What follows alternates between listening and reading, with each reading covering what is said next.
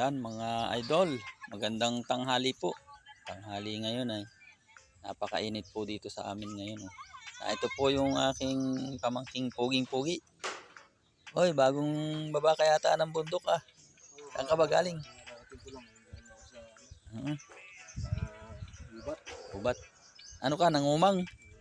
Nangumang yan mga idol. O, tinan mo naman ang suot niyan. Naka-medyas, naka-ninja. Yan, nangumang daw po siya. Ngayon ay kwan, siya daw naman po ngayon ay nagbibilad ng palay. At mayroong inaning palay ay. So, nagpapainit lang po ng konti rito at talagang hindi na biro. Hindi na biro ang init. Biro ang init. Talagang napakainit talaga. Ayan po, tinan ninyo. Oh, tuyong-tuyo na. Tuyong-tuyo na ang mga halaman. Yan o. Yan mga idol o.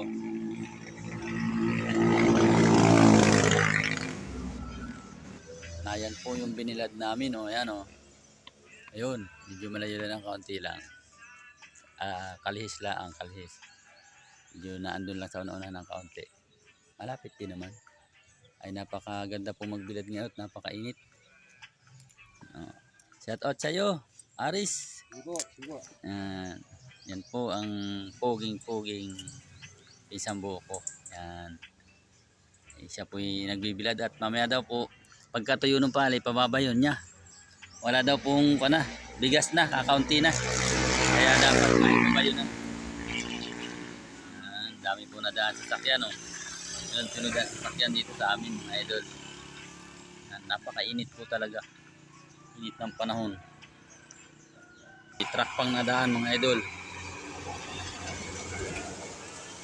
Ang aming palay mamaya ay pag yan ay naglilom na ay ibig sabihin ay ipinawin na namin sabay ipapabayo na namin.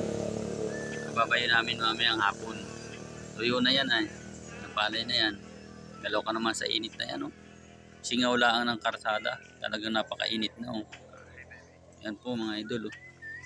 Magandang tanghali po sa atin lahat mga idol. Saan ang dala niya? PVC na yan. Ilalagay sa sa septic ng kubeta pala. Tingnan ko yung aking sinasaing. Ako yung nagsasaing ay. Ako naman ay nag-iisa dito sa bahay. Titingnan ko kung luto na.